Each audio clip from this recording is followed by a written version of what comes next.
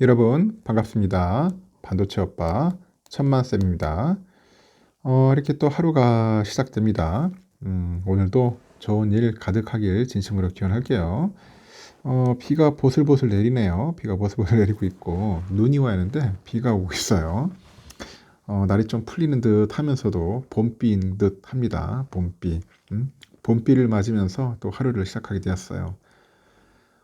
제가 이렇게 여러분들 아침마다 이렇게 영상을 올리는 것도 다 여러분이 응원해 주신 덕분에 이렇게 하는 겁니다.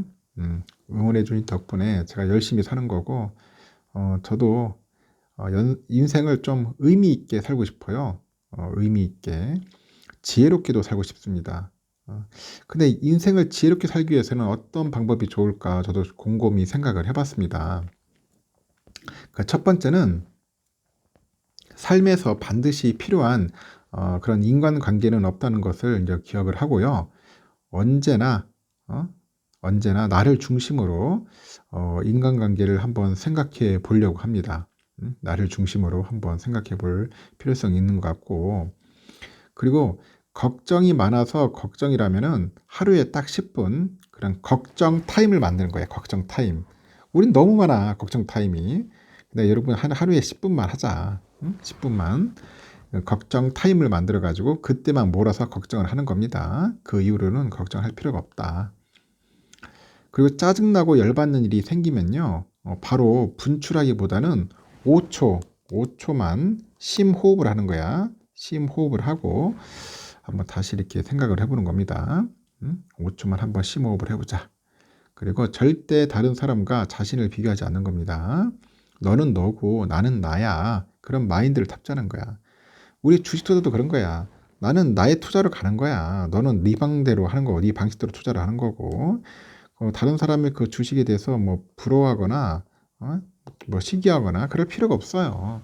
그 사람은 그 사람이고, 나는 나고. 음? 그런 방식으로 살자는 겁니다. 자꾸 비교하다 보니까 스트레스 더 받는 겁니다. 그리고 그 사람이 이해가 안 된다면은 그냥 이해 안 된 채로 그냥 무시하고 넘어가세요.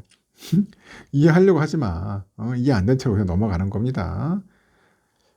삶이 힘들어지는 가장 큰 이유가 그 중요하지도 않고 필요하지도 않는 일 때문에 그런 삶의 에너지를 막 낭비하는 거예요.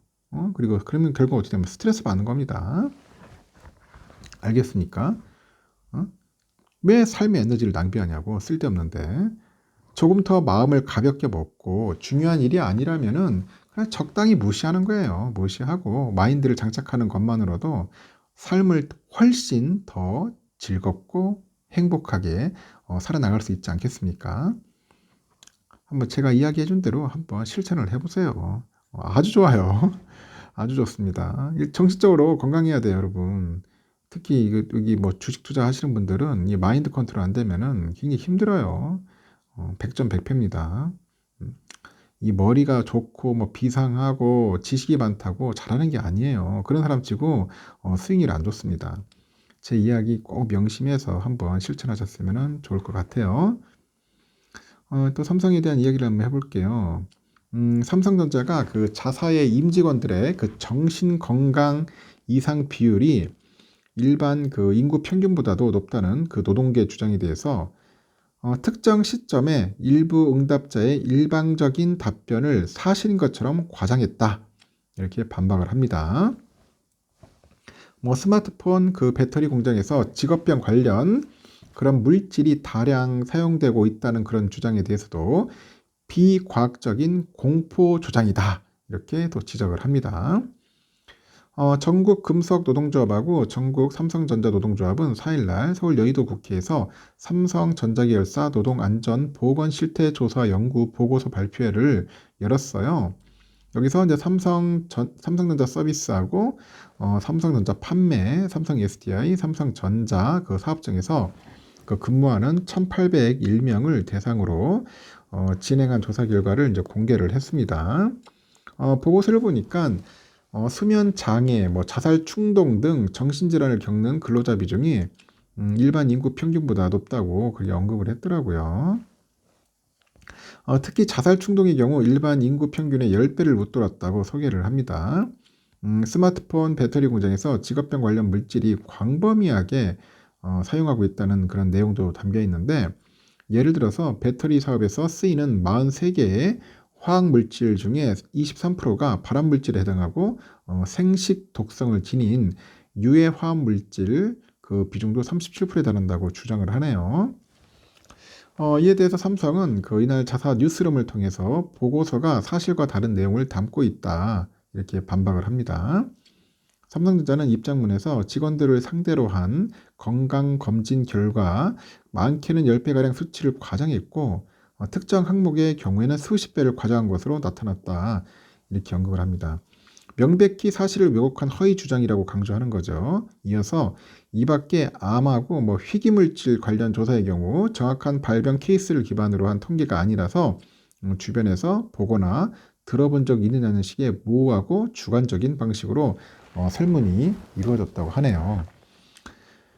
유해물질 관련 주장에 관해서 휴대폰 배터리 공장에서 사용되는 CMR하고 에틸알코올, 황산 등은 당사뿐 아니라 국내 많은 제조 공장에서 필수 불가결하게 사용되는 화학 물질이라는 거죠. 문제는 사용 여부가 아니라 언제나 엄격히 통제된 작업 환경에서 안전하게 사용되고 있느냐다. 안전하게 사용되기 지적을 했는데, 그러면서 삼성은 관련 규정과 법률을 철저히 준수를 하겠죠. 준수하면서 임직원의 그런 건강을 최우선으로 하고 있다고 강조를 하고 있습니다. 일단은 작업 환경 상당히 중요하죠. 중요한데, 하여튼 이런 좀 부족한 부분에서는 개선할 필요가 있을 것 같고, 무조건 왜곡해서는 안 되겠죠. 절대로. 정신건강 상당히 중요한데, 과연 앞으로 어떻게 또 해결이 될지는 좀 더 신경을 써봐야 할 것 같습니다. 삼성전자도 한번 신경 쓸 것 같고, 올해 삼성하고 LG전자가 모두 IR 팀장을 교체했다고 하네요. 그래서 신임 팀장들이 공교롭게도 앞서거니 뒤서거니 하면서 자사주를 매입하더라는 거죠. 이 포문을 연 쪽은 LG인 것 같아요.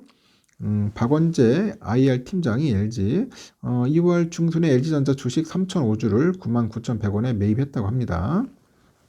공시했고 약 3억 정도 투자를 했어요.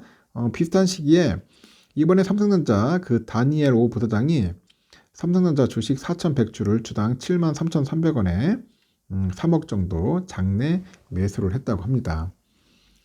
두 팀장은 모두 올해 같은 보직을 맡게 됐는데 다만 다니엘 오 팀장 입사가 박 팀장 입사보다 빨랐죠.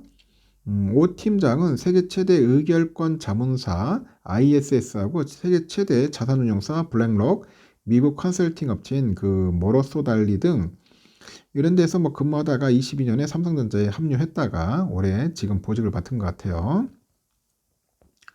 박원재 팀장은 부국증권, 대우증권 이런 증권사 좀 있었네요. 전자부품 담당 애널로 근무했고 미래에셋증권 본부장 시절에는 거액자산과 자산관리도 했던 인물이라고 합니다. 이렇게 양대 IT 대기업 IR 팀장이 회사 주식을 매입한다는 것은 지금이 바닥이다, 이런 신호를 줄 수 있다면서 향후 실적 개선 가능성이 높다는 점을 대회에 천명하는 시그널로 익힐 수 있다, 그런 겁니다. IR 팀장이 샀다. 여러분 어떻게 생각합니까? 바닥이라고 생각하나요? 나쁘진 않죠. 그리고 삼성전자 반도체 부문은 사회 반도체 전문이 이제 양성의 산실, 우리 삼성전자 공과대학이라고 있다고요. 삼성전자 공과대학 SSIT 이게 설립 35주년을 맞았다고 하네요. 35주년을 맞이했다.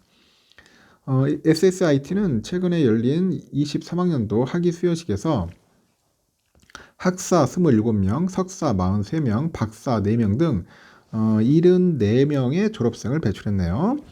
89년에 설립 이래로 SSIT를 거쳐간 졸업생이 총 1297명입니다. 이 중 전문학사 졸업생 55명, 학사는 539명, 석사 605명, 박사 98명이 이르는데 2007년부터 22년까지 석박사 과정에서 발간한 국내외 논문은 573건, 이 가운데 국가의 과학기술력을 나타내는 척도죠.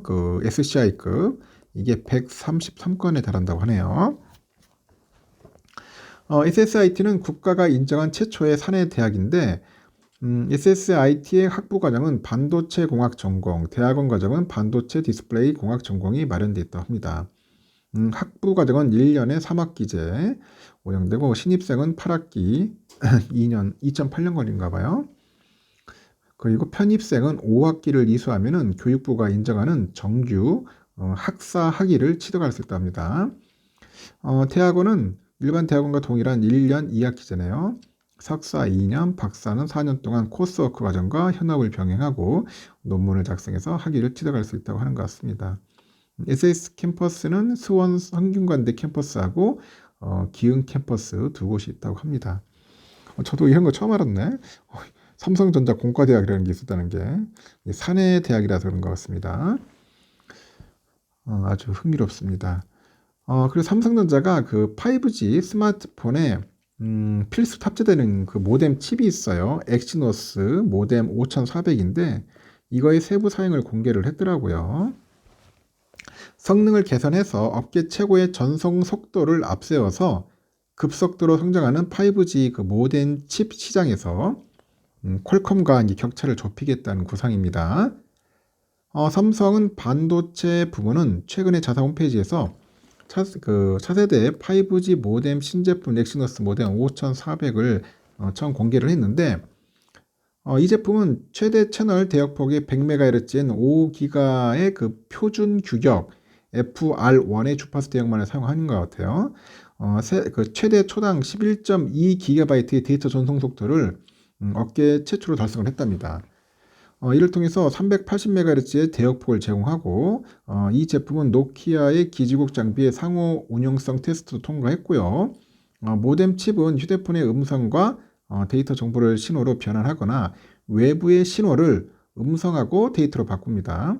모뎀 칩 성능에 따라서 통신 품질이 좌우되는 거겠죠.